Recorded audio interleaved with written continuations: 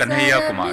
तो जात प्राण करो सरबी को जात प्राण करो सरबी को जात प्राण करो सरबी को जात काल की हेरा भेद तेरो सरबी तो जात। पहला ख्याल यही रखूंगा कि मुझे पर्ची नहीं मिले और मैं उससे पहले ख़त्म कर दूं, क्योंकि इस हॉल में मैंने बहुत सारा कार्यक्रम अटेंड किया है और मैं उधर बैठता था, तो आप सब लोगों का दर्द भी मुझे पता है। तो मैं ज़्यादा नहीं बोलूँगा। यहाँ ज़्यादातर साहित्य से जुड़े हुए लोग हैं, बौद्धिक काम करते हैं, पत्रकार हैं, विद्यार्थी हैं, एक्टिविस्ट हैं, तो कोई थ्योरेटिकल बात करना मैं समझता हूँ गैर ज़रूरी होगा। मैं जेल के आने के बाद कुछ चीज़ जो महसूस कर रहा हूँ उसके बारे में मैं आपको बताऊंगा। सबसे पहली बात तो यह है कि मैं कई कार्यक्रम में आने के बाद गया हूँ, तो कुछ लोग मेरे ऊपर जूता फेंक देते हैं। तो हो सकता है कि यहाँ भी कोई फेंक दे, तो उनसे उनके लिए एक मशवरा है मेरे पास। एक तो दोनों जूता फेंकें, और दूसरा यह है कि आप एक एक्स्ट्रा एक जोड़ी चप्पल लेकर के आइएगा, बाहर गर्मी बहुत ज्यादा है। लगता है कि इस हॉल में कोई फ्रीलांस गोडसे नहीं है। खैर, तो अब अगर कोई फ्रीलांस गोडसे नहीं है और यहाँ पे लिखा हुआ है प्रतिरोध की बात, जहां चित्त निर्भय हो इसकी बात की जा रही है, तो एक बात तो मैं कह देना चाहता हूं, बहुत सारे मीडिया के लोग हैं, बिना डॉक्टर करके अगर संदेशा पहुंचाएंगे तो हम डरने वाले नहीं हैं। इसीलिए आप हमको डराना बंद कर दीजिए। और चित्त निर्भय तो हमारा है, क्योंकि एक रोहित वेमुला गंवाने के बाद, जेल जाने के बाद, सेडिशन का चार्ज झेलने के बाद, बहुत सारे दर्जनों छात्र और शिक्षकों का दोबारा जेल जाने के बाद, हजारों लोगों के सड़कों पर उतरने के बाद, हजारों लोगों की बद्दुआ सुनने के बाद हमारी अकल ठिकाने आई है। और जितने भी हम स्टूडेंट्स यहाँ बोलने आ रहे हैं, बार बार यूनिटी की बात कर रहे हैं। इसलिए आप तमाम बुद्धिजीवियों से एक अपील है, आप भी यूनाइट हो जाइए, क्योंकि आप अगर यूनाइट हो जाएंगे तो याद कीजिए, इस देश के अंदर सहिष्णुता और असहिष्णुता की बहस लेखकों ने चलाया था, उसके बाद आज हम विद्यार्थी उनके रास्ते पे चल रहे हैं। उस बहस को आप आगे बढ़ाइए, हम यूनाइट होने के लिए तैयार हैं, ये हमारा कमिटमेंट है। दूसरी बात यह है कि 2 दिन पहले, आज 8 तारीख है, 6 अप्रैल को बड़ा न्यूज आया कि दुनिया की सबसे बड़ी राजनीतिक पार्टी के कई साल हो गए हैं, मुझे पता नहीं, मेरा गणित बहुत खराब है, कि 6 अप्रैल 1980 को एक पार्टी बनी थी, भारतीय जनता पार्टी। और मैं कह देना चाहता हूं, मैं बिल्कुल उसका विरोधी आदमी नहीं हूं। इसीलिए उसके लिए मैं एक नज्म पेश करना चाहता हूं दुष्यंत कुमार की। कैसे कैसे मंजर सामने आने लगे हैं, गाते गाते लोग चिल्लाने लगे हैं, अब तो इस तालाब का पानी बदल दो यारो, ये कमल के फूल कुम्हलाने लगे हैं। बहुत दिन हो गया, 1980 में बने थे। एक देशभक्त मेरे पास आया, अब मैं उसको देशभक्त इसलिए कह रहा हूं क्योंकि वो मुझे देशभक्त मानने के लिए तैयार नहीं है। तो वो आकर के हमको बोला कि देखो, भारतीय जनता पार्टी देश में कितना अच्छा काम करना चाहती है, और तुम विद्यार्थी लोग पढ़ने की बजाय राजनीति कर रहे हो। हमने कहा, हम कहां राजनीति कर रहे हैं? अप्पा राव हमसे पूछ करके हमारे साथियों को बाहर कर दिया था क्या? उनका जो सोशल बाइकॉट किया गया प्रशांत का और रोहित का, वो हमसे पूछकर नहीं किया गया, वो तो दत्तात्रेय जी से पूछ करके किया गया जो राजनीति कर रहे हैं और मेंबर ऑफ पार्लियामेंट है। बताइए, हम कहां राजनीति कर रहे हैं? स्मृति जी ने हमसे पूछ करके हमारा वजीफा बंद कर दिया था। भाई, हमसे पूछ करके आप कहां कुछ कर रहे हैं? आप जो करते हैं, अगर वो हमको लगता है कि हमारे जीवन जीने के अधिकार के खिलाफ है, तो हम उसका विरोध करते हैं। आप जो करते हैं, हमको लगता है कि वो इस देश के अंदर जातिवाद और मनुवाद को बढ़ाने वाली बात है, तो हम सामाजिक न्याय की मांग करने वाले लोग उसका विरोध करने लगते हैं। राजनीति आप करते हैं, हम आपकी गंदी राजनीति का विरोध करते हैं। और आज साहित्यकारों का जमावड़ा है। एक बात कह देना चाहता हूं कि हमारे कैंपस में एक जनवादी कवि हुआ करते थे, विद्रोही जी, और आंदोलन में लड़ते लड़ते वो हमारे साथ विद्रोही स्थल पे ही हमारे बीच आज नहीं है। तो उनके नाम पे हमने स्टूडेंट्स यूनियन का नाम विद्रोही भवन कर दिया है। इसीलिए आप गलत राजनीति कीजिए, हम आपके खिलाफ विद्रोह करेंगे। हालांकि इन्होंने बहुत चालाकी से इस विमर्श को दूसरे तरफ लेकर के गए हैं। ये क्या कहते हैं? ये कहते हैं कि राष्ट्र सबसे ऊपर है, भारत माता की जय तो कहना ही पड़ेगा। मैं सोच रहा था कि अगर मेरी शादी हो तो मैं अपनी पत्नी को कहूं कि तुम अपना नाम भारत माता की जय कर लो, और हमारे जो बच्चे होंगे मैं उनका नाम भी भारत माता की जय बोल दूंगा, ताकि, और अपना नाम भी मैं बदल करके भारत माता की जय कर लूंगा, कि मेरा बच्चा स्कूल में जाए तो टीचर पूछें कि क्या नाम है, कहे भारत माता की जय। बाप का नाम क्या है? भारत माता की जय। माता का नाम क्या है? भारत माता की जय। और उसको फीस नहीं देनी पड़ेगी, और उसको शिक्षा जो है वो फ्री में मिलेगा। एक आदमी आकर के हमको बोला कि तुम मोदी जी पे इतना चुटकी क्यों लेते हो? हमने कहा मोदी जी पे चुटकी ले कैसे सकते हैं? मैं सबसे बड़ा मोदी समर्थक हूं। कब? जब वो कह दें कि हम 15 लाख रुपए आपको दे देंगे, जब वो कह देंगे कि हम भ्रष्टाचार कम कर देंगे, जब वो कहें कि हम महंगाई कम कर देंगे, मैं उनका सबसे बड़ा समर्थक बन जाऊं। लेकिन वो ऐसा कैसे कहेंगे? ऐसा वो कह नहीं सकते। क्यों नहीं कह सकते? क्योंकि उनका संबंध 1925 में स्थापित होने वाली भारतीय जनसंघ से नहीं, आरएसएस से है, राष्ट्रीय स्वयंसेवक संघ से है। और राष्ट्रीय स्वयंसेवक संघ क्या कहता है? उसको राष्ट्रवाद से कोई मतलब नहीं है, उसको हिंदू राष्ट्र बनाना है। इसीलिए उसको मत बोलिए कि ये राष्ट्रवादी लोग हैं, ये हिंदू राष्ट्रवादी लोग हैं। और हिंदू राष्ट्र कैसा होगा? जिसमें ब्राह्मण ब्राह्मण होगा, दलित दलित होगा, वो हायरार्की पे खड़ा होगा। इसका मतलब उसका संविधान भारतीय संविधान नहीं, मनुवाद होगा, उसका संविधान मनुस्मृति होगा। हम इसलिए उसका विरोध करना चाहते हैं। और इसलिए इस देश के अंदर जो लड़ाई छिड़ी है, जिसके बारे में हमारे साथी बोल रहे थे, साथी ऋचा, सहला, उमर, प्रशांत, सब लोग, कि ये लड़ाई छिड़ी है दो लोगों के बीच। हिंदुस्तान के अंदर कोई लड़ाई नहीं छिड़ी है। हिंदुस्तान के अंदर जो संघिस्तान बनाने की तैयारी की जा रही है, उसके खिलाफ लड़ाई छिड़ी है। और ये लड़ाई संघिस्तान वर्सेज हिंदुस्तान की लड़ाई है, और हम हिंदुस्तान की लड़ाई लड़ रहे हैं। बहुत चालाकी से मैं सहमत हूं गौहर रजा जी से कि ये लोग बहुत क्रिएटिव नहीं हैं, क्योंकि अगर क्रिएटिव होते तो गालियां नहीं देते। इनके ट्रोलर जो हो सिर्फ गालियां देते हैं। लेकिन हम लोग क्या करते हैं? हम लोग नज्म लिखते हैं, इनके लिए शायरी लिखते हैं, इनके लिए कहानियां लिखते हैं, क्योंकि हम लोग क्रिएटिव लोग हैं। और जो क्रिएटिव लोग हैं उनसे सबसे ज़्यादा खतरा होता है इनको। इसीलिए पहले जो काम ये बस्तर में किया करते थे, पहले जो काम ये बिहार के गाँव में किया करते थे, आज वो काम ये यूनिवर्सिटीज़ के अंदर कर रहे हैं। क्यों कर रहे हैं? ये इसलिए कर रहे हैं कि ये उस मत के समर्थक हैं कि पृथ्वी चपटी है, पृथ्वी का चक्कर सूरज लगाती है। ये उस मत के समर्थक हैं। और हम उस मत के समर्थक हैं जो स्थापित सच को चैलेंज करते हैं। क्या है स्थापित सच? स्थापित सच सुंदरता को लेकर के भी हो सकता है कि गोरे लोग ही सुंदर होते हैं। मैं कहता हूं नहीं, काले लोग भी सुंदर हो सकते हैं। जो भी स्थापित सच हो, चाहे वो पितृसत्ता हो, जातिवाद हो, मनुवाद हो, ऊंच नीच हो, पूंजीवाद हो, गैर बराबरी हो, हम उन तमाम स्थापित सच्चों को चैलेंज करना चाहते हैं। और इसीलिए यूनिवर्सिटी होता है। अगर आपके अंदर आलोचनात्मकता नहीं है तो आप युवा नहीं हैं। और मैं तो मानता हूं कि मोदी जी युवा नहीं हैं। 55 करोड़ लोगों का नेता मोदी जी कैसे हो सकते हैं जिनकी उम्र रिटायरमेंट की हो गई है? आप हमारे नेता हो नहीं सकते हैं, क्योंकि हम लोग नौजवान लोग हैं।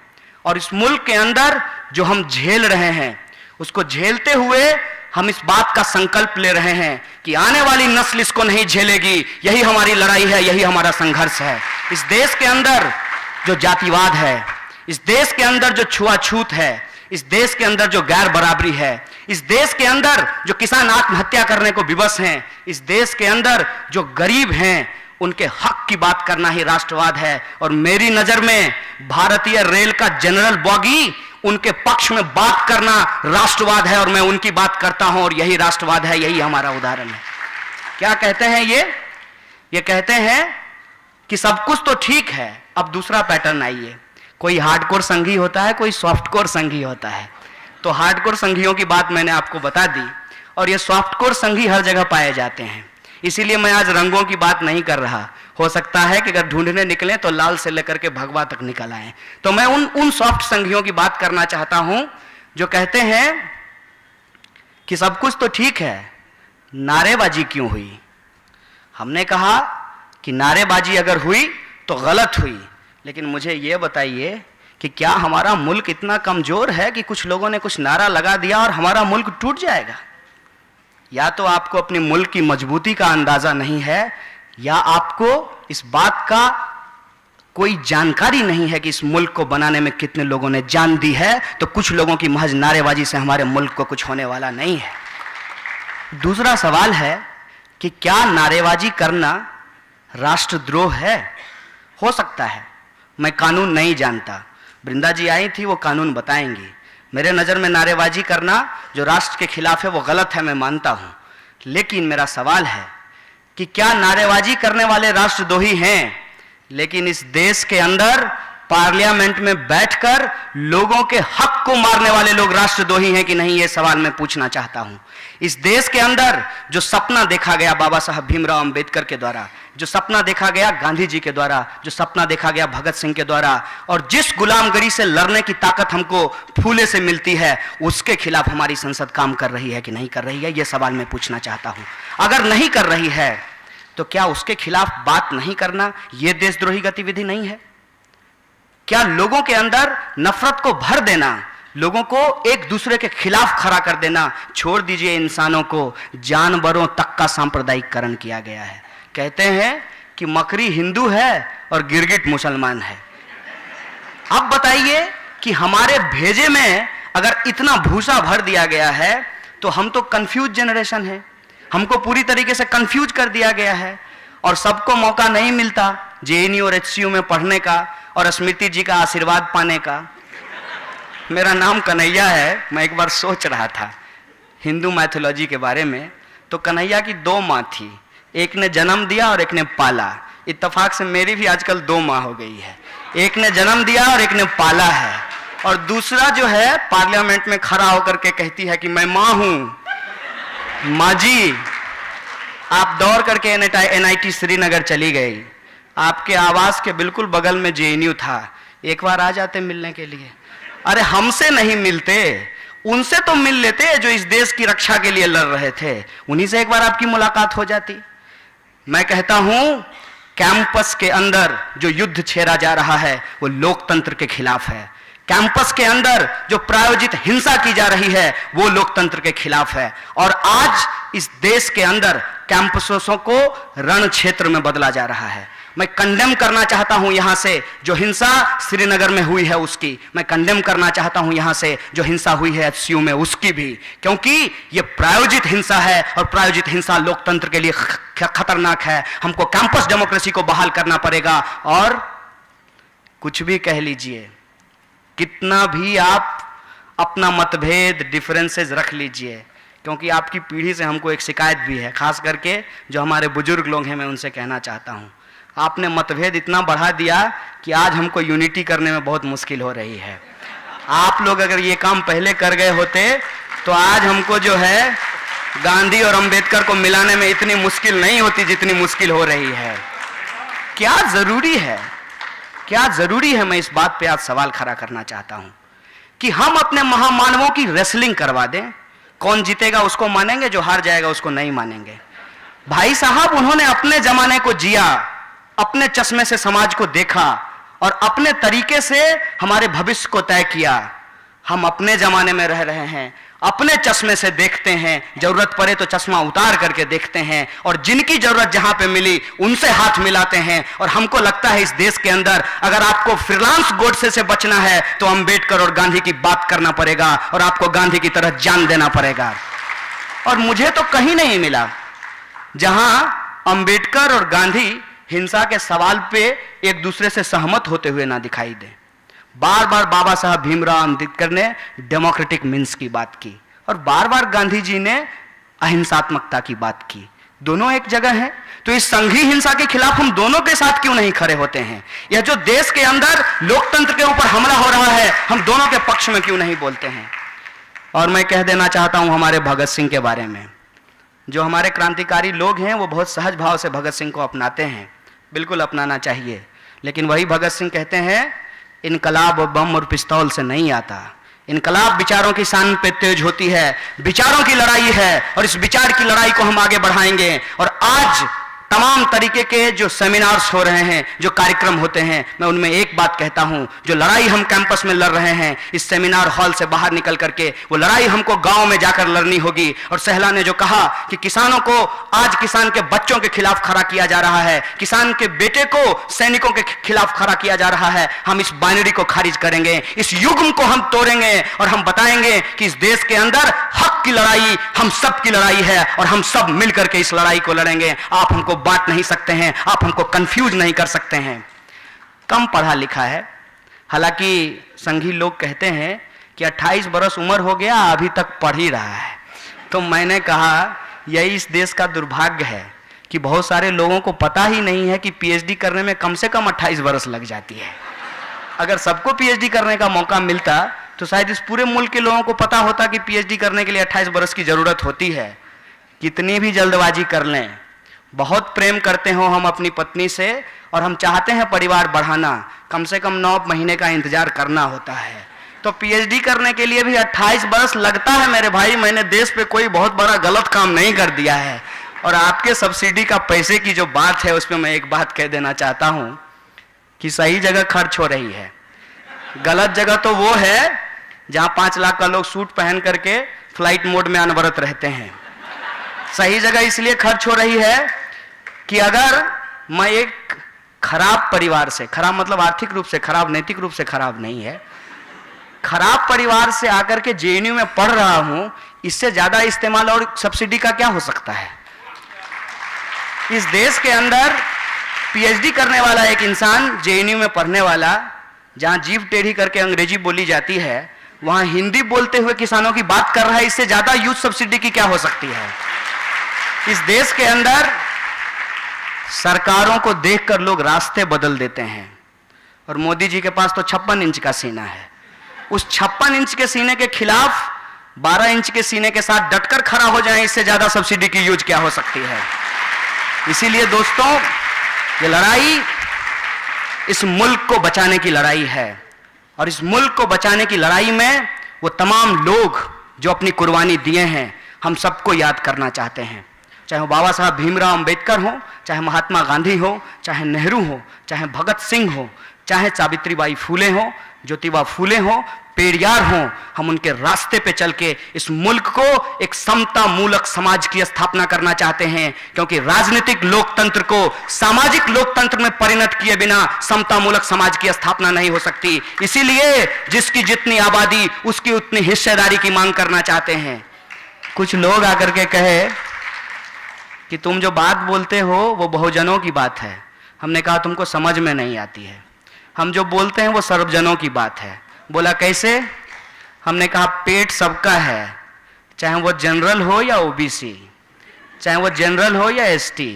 भाई साहब, भूख मिटाने की लड़ाई लड़ रहे हैं, आत्मसम्मान की लड़ाई लड़ रहे हैं। गरीबों की कोई पूछ नहीं होती है। अगर कोई कास्ट विश्लेषण करना चाहता है तो भारतीय रेल के जनरल डब्बे में जाए, उसको पता चल जाएगा कि वहां गरीब जनरल बैठा हुआ मिलेगा और बहुसंख्यक आबादी जो है वहां पे वो पिछड़े, दलित और मुसलमान और अल्पसंख्यक लोग वहां पे आपको मिलेंगे, महिलाएं मिलेंगी। ये हमारे समाज की सच्चाई है। हमको बांटो मत भाई, हमको बांटो मत, हमको कंफ्यूज मत करो।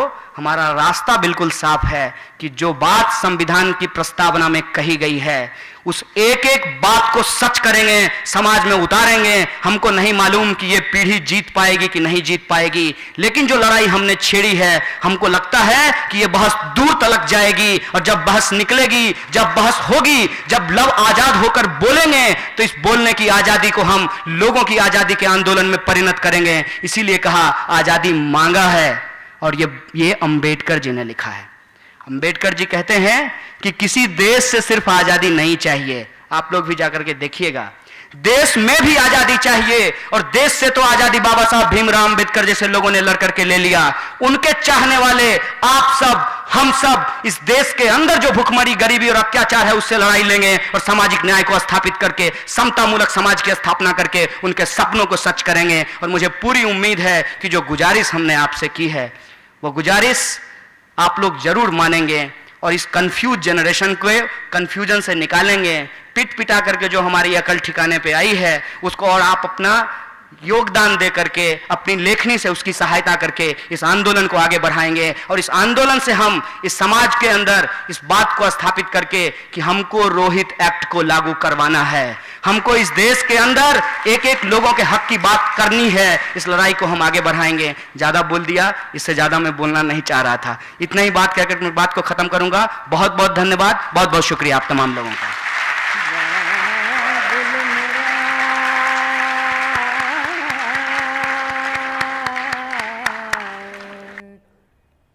नैहर छूटो जाए बाबुल मोरा मोरा,